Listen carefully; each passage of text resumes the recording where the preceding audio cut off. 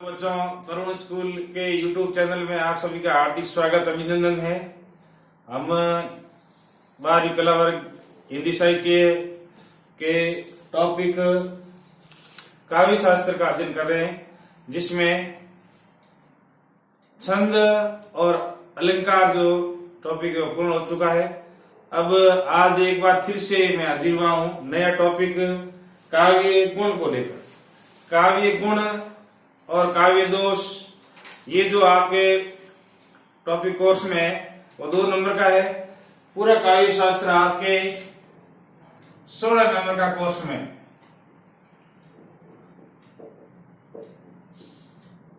16 अंक का हिंदी साहित्य इतिहास था, वो पूर्ण कर चुके हैं। काव्य शास्त्र भी 16 नंबर का है, जिसमें छंद 6 नंबर के, अलंकार 8 नंबर के, 14 और 2 नंबर के काव्य गुण और काव्य दोष है। तो ये 16 नंबर काव्य शास्त्र का टॉपिक होगा। आप पूर्ण निष्ठा और लगन के साथ इनको ग्रहण करें, इनके नोट्स बनाएं और याद करने की कोशिश करें। आप ये मत सोचें कि अभी लॉकडाउन है या पढ़ाई में निरस्ता आ गई, ऐसा कुछ नहीं है। अपने को धैर्य धारण करना है। पता ही है, लक्ष्य तक पहुंचे बिना पथिक का पथ में विश्राम कैसा। जब तक लक्ष्य की प्राप्ति नहीं हो तब तक पथिक को पथ में विश्राम नहीं करना चाहिए। अक्षय ध्येय निष्ठा और पूर्ण लगन के साथ जो विद्यार्थी मेहनत करते हैं, निश्चित ही सफलता उनके शिखर छूती है। तो अपने को धैर्य और एक निष्ठ लक्ष्य होना चाहिए अपना, और लक्ष्य के प्रति अपना लगाव होना चाहिए। केवल लक्ष्य रखने से कुछ नहीं होता। लक्ष्य आपने रख दिया और उस लक्ष्य की प्राप्ति के लिए आपने कोई प्रयास नहीं किए तो आपका लक्ष्य पूर्ण नहीं होगा। कि लक्ष्य के लिए प्रयास करने पड़ते हैं। ऐसा अपन कई कथाओं में, कई इतिहास में देख चुके हैं। असंभव है कोई चीज इस दुनिया में नहीं है। असंभव सब मूर्खों के बिस्तर में पाया जाता है। तो इसी उत्साह और जोश के साथ लगे रहिए हमारे साथ। जो भी हम वीडियो बनाते हैं अच्छी तरह से आप उनका अध्ययन करें और ग्रहण करें। तो चलिए देखते हैं काव्य गुण। अब काव्य गुण किसे कहते हैं? जैसे मनुष्य में गुण होते हैं ईमानदारी, दया, शूरवीरता, सचरित्र, ईमानदारी, ये गुण मनुष्य की शोभा बढ़ाते हैं। ऐसे गुण वाला मनुष्य गुण संपन्न माना जाता है, सुशील माना जाता है, और उसकी जो मान्यता दृष्टिकोण में वृद्धि होती है, उसको अच्छा व्यक्ति कहते हैं और उसकी चारों ओर प्रसिद्धि फैलती है, जो मानवीय गुणों को रखता है। उसी प्रकार काव्य में भी कुछ विशेष गुण हैं। उन गुणों का प्रयोग होने से काव्य में चमक आ जाती है, रस में चमक आ जाती है और काव्य आकर्षित हो जाता है। तो देखते हैं काव्य गुण। जिस प्रकार मनुष्य के शरीर में शूरवीरता, सचरित्रता, चरित्र सबसे बड़ा चीज है। जिसका चरित्र अच्छा होगा वो वास्तव में अनेक जो धनवान लोगों से भी श्रेष्ठ है। कई बार महान पुरुषों का चरित्र आपने पढ़ा होगा, जो जैसे शिवाजी का चरित्र। शिवाजी के पास उसका सेनापति एक मुगल वधु को लेकर आया। शिवाजी ने कहा, ये सुंदर, आप ये स्त्री इतनी सुंदर है, अगर ये मेरी माता होती तो मेरा कितना सौभाग्य होता। कितने महान चरित्र के धनी थे लोग। और आज हम जो नए संस्कार को भूल रहे हैं, नई पीढ़ी, ये गलत चीज है। अपने को संस्कारवान होना पहले जरूरी है। विद्या संस्कार को पहले सिखाती है। संस्कारवान होकर ही विद्या प्राप्त होती है, तभी लक्ष्य की प्राप्ति होती है। तो चरित्र एकदम अच्छा होना चाहिए, उदार होना चाहिए। किसी के असहाय निर्बल को देख मन में करुणा की भावना, उदारता की भावना होनी चाहिए। करुणा, परोपकार, दूसरों की भलाई। अपने लिए तो सब जीते हैं। जो लोग दूसरों के लिए जीते हैं, दूसरों की सहायता करते हैं। क्यों? कि निराश्रित और असहाय दुर्बल व्यक्तियों के हृदय में ईश्वर का निवास होता है। मंदिर मस्जिद में केवल पूजा करने से, माला जप करने से ईश्वर की प्राप्ति होगी, ये हमारा भ्रम है। मतलब जो ऐसा निर्बल है, जिसको आवश्यक उसकी सहायता करेंगे, ईश्वर की अपने आप भक्ति हो जाएगी। तो परोपकार, स्वांग सुखाय नहीं पर जन हिताय, दूसरे जन के हित के लिए, चाहे साहित्य रचना हो, चाहे अपना जीवों का उपार्जन हो, पर जन हिताय होना चाहिए। आदि मानवीय गुण होते हैं मनुष्य में, ठीक उसी प्रकार काव्य में क्या होते हैं, काव्य गुण। जैसे मनुष्य में ये गुण होते हैं, उसी प्रकार काव्य में भी कुछ विशेष प्रकार के गुण होते हैं। जैसे चारित्रिक गुणों का के कारण मनुष्य की शोभा बढ़ती है, वैसे ही काव्य में इन गुणों के कारण उसके आत्म तत्व या रस में दिव्य चमक आ जाती है काव्य में। आचार्य विश्वनाथ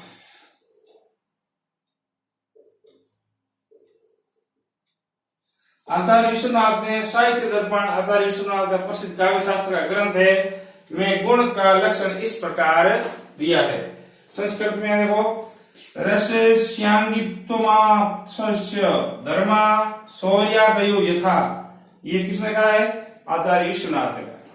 अर्थात इसका अर्थ क्या है, जिस प्रकार हमारे शरीर में आत्मा तत्व प्रधान है, हमारा शरीर किससे चलता है, आत्मा से। आत्मा नहीं है तो शरीर का कोई मूल्य नहीं है, शरीर मिट्टी है।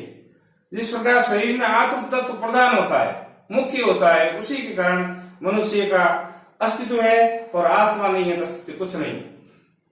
हमारे शरीर में आत्म तत्व प्रधान है, उसी प्रकार काव्य में रस प्रदान होता है। काव्य में रस होते हैं, आप पता ही है, अलग अलग रस, स्थायी भाव, संचारी भाव, ये रस में होते हैं। जिस प्रकार आत्मा धर्म सुरत्व, आत्मा का धर्म सूरवीरता, आत्मा का धर्म है वीरता आदि है, उसी प्रकार रस का धर्म क्या है, गुण है। अब देखो गुणों के भेद, अलग अलग आचार्यों ने गुणों के अलग अलग भेद माने। गुणों के भेद सबसे पहले भट्ट मुनि ने माने, फिर अलग अलग आचार्यों ने माने। भट्ट मुनि ने गुणों के 10 भेद माने हैं, आचार्य दांडी ने गुणों के 10 भेद माने, वामनाचार्य ने गुणों के 20 भेद माने, कहीं कहीं 2 भेद भी लिखा हुआ है, 10 शब्दगत और 10 अर्थ। भोजराज ने गुणों के 24 भेद माने, कहीं कहीं पुस्तकों में 48 गुण लिखे हैं, 24 शब्दगत और 24 अर्थगत, लेकिन आपको लिखाते हैं 24। आचार्य मम्मट ने गुणों के 3 भेद माने।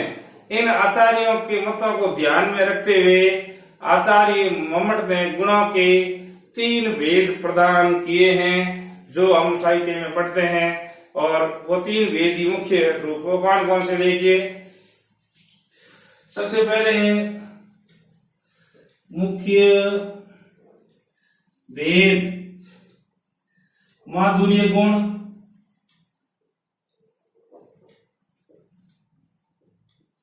माधुर्य गुण, प्रसाद गुण,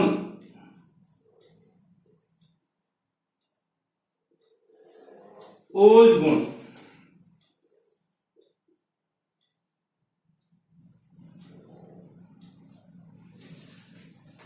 ये 3 भेद माने हैं मम्मट ने, और उसके बाद वाले सभी आचार्यों ने इस गुण को स्वीकार किया है। मुख्य भेद है कि माधुर्य गुण मधुरता लाने वाला, प्रसाद गुण जो रचना एकदम पढ़ते ही अपने समझ में आ जाती है, अर्थबोध हो जाता है वो, और ओज गुण जिसमें वीर रस होता है ओज गुण में। तो अब अलग अलग गुणों की परिभाषा पढ़ते हैं।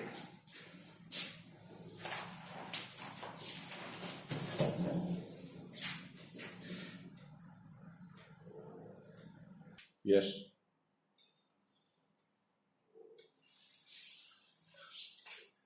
तो सबसे पहला अपने गुण है प्रसाद गुण। प्रसाद गुण कई बार पढ़ते हैं हम, पद्य भाग में कई कठिन पंक्तियां होती है, अपने समझ में नहीं आती, उनका अर्थबोध नहीं होता है, तो उसमें ये गुण नहीं होता। ये गुण किसमें होता है, जो रचना चाहे गद्य या पद्य में हो, पद्य में समझ ज्यादा आती है, पढ़ते ही अपने समझ में आ जाती है, उसका पूरा पूरा अर्थबोध हो जाता है, अर्थ हम ग्रहण कर लेते हैं, तो उसमें प्रसाद गुण होता है। इसमें काव्य में 3 रीतियां हैं, पांचाली, गौड़ी और वैदर्भी रीति। इसमें पांचाली रीति होती है। प्रसाद गुण में कौन सी रीति हो गई आपके, पांचाली। ऐसे याद कर लोगे, इसमें प, इसमें भी प, प्रसाद पांचाली, पांचाली रीति होती है इसमें। तो अब इसकी परिभाषा देखते हैं।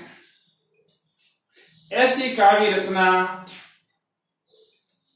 जिसको पढ़ते ही अर्थ ग्रहण हो जाता है, ऐसी काव्य रचना जिसको पढ़ते ही अपने उसका अर्थ समझ ग्रहण कर लेते हैं, वह प्रसाद गुण से युक्त रचना मानी जाती है।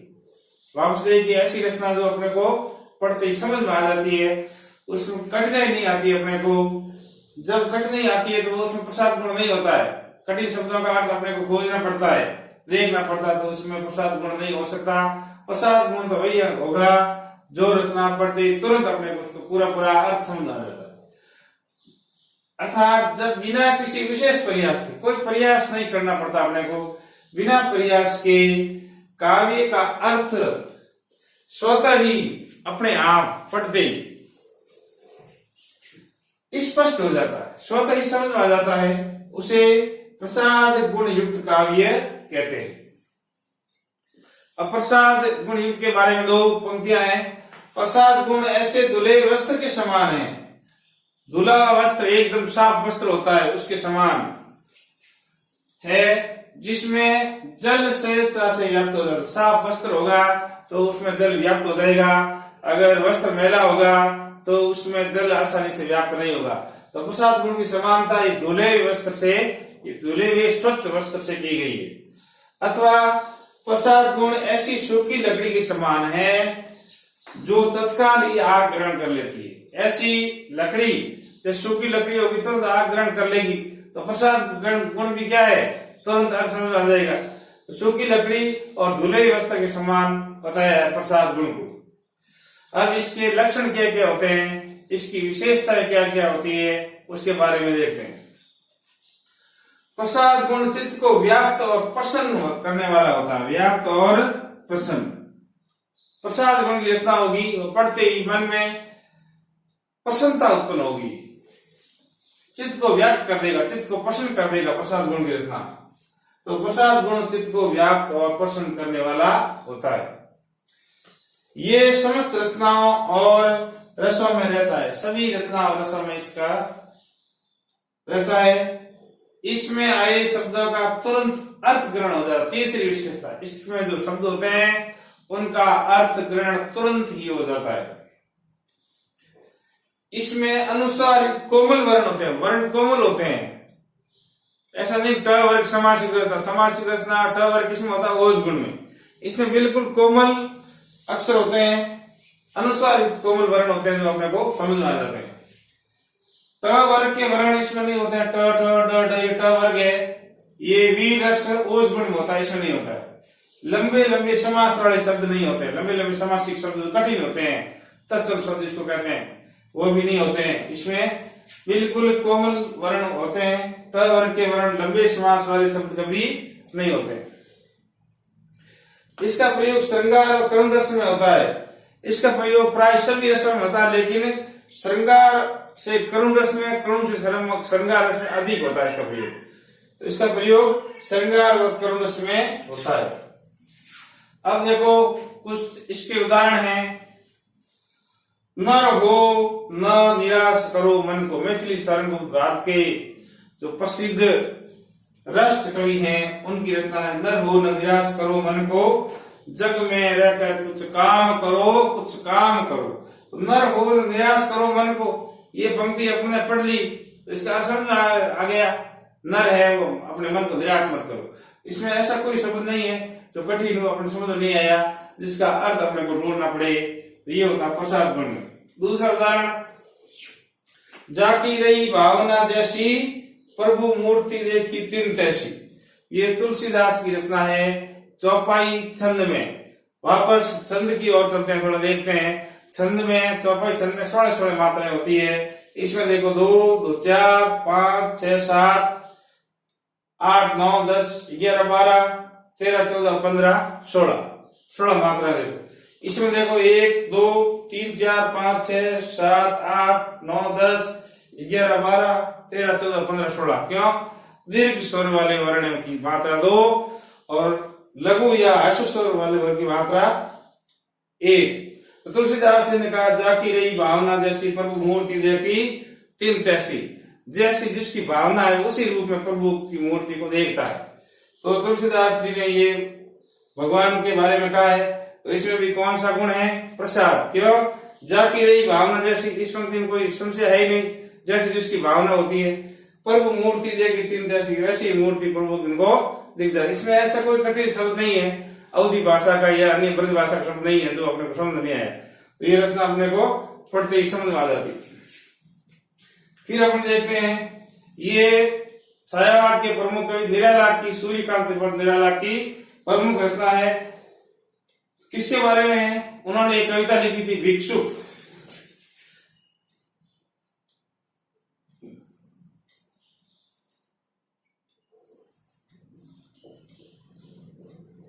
भिक्षुक जो भीख मांगने वाला है, उसकी क्या स्थिति होती है, उसकी रचना लिखी थी। वह टुक कलेजे के करता, पछता था पथ पर आता। वह कलेजे के दो टुक करता, जो गरीबी सबसे अभिशाप होती दुनिया के अंदर, तो वह असहाय व्यक्ति क्या कलेजे के दो टुक करता, पछता था और पथ पर आता। किस लिए? भीख मांगने के लिए। पेट पीठ दोनों मिलकर है ये। पेट और पीठ मतलब पेट अंदर धसा हुआ है, भूख के कारण कई दिनों से उसको भोजन नहीं मिला भिखारी को। यथार्थ वर्णन किया है, जैसी गरीबी में जो मनुष्य की हालत होती है, कैसे होती है। चल रहा है लकुटिया टेप, शरीर दुर्बल हो गया और लकड़ी के सहारे चल रहा है भिखारी, कई दिनों से उसको भोजन नहीं मिला और उसकी ये हालत हो गई। मुट्ठी भर दाने को, ये सोचता है मुझे मुट्ठी भर अनाज मिल जाए भूख मिटाने को, ताकि मेरी भूख मिट जाए और मेरे बच्चों का पालन पोषण हो, ऐसा सोचकर भिखारी रोड पर, सड़क पर आता है और ऐसी दृष्टि से, जिज्ञासु दृष्टि से याचक बनकर लोगों की तरफ देखता है, कोई उसे भीख देते है, परिवार का पालन पोषण हो सके। मुंह फटी पुरानी झोली फैलाता, झोली भी कैसी है, जगह जगह से फटी हुई है और पुरानी है। तो ये दीनता, गरीबी की पराकाष्ठा, इससे ज्यादा गरीबी क्या हो सकती है, इसका वर्णन निराला ने इस पंक्तियों में किया है। तो इसमें मुट्ठी भर दाने को, भूख मिटाने को, ये सीधी पंक्ति पढ़ते ही अपने को समझ में आ गई, प्रसाद गुण है। मुंह फटी पुरानी झोली फैलाता, ये भी प्रसाद गुण की रचना है, क्योंकि इसमें कोई ऐसा कठिन शब्द नहीं जिसको समझ नहीं आया। वह आता दो टुक कलेजे करता, पछता था पथ पर आता, इसमें भी कोई समस्या नहीं है। पेट पीठ दोनों मिलकर है एक, चल रहा लकुटिया टेप। तो पूरी की पूरी जो रचना है, इसमें तुरंत ही अर्थबोध हो जाता है। इसलिए कौन से गुण हो गया? प्रसाद गुण, पांचाली रीति याद रखना, और प्राय सब में होता है। तो इस वीडियो में अपन गुणों का अर्थ और गुणों के भेद के बारे में पढ़ा अलग आचार्यों के, और नेक्स्ट वीडियो में हम पढ़ेंगे इससे आगे जो गुण है उसके बारे में। Best of luck, be alert, be active. धन्यवाद।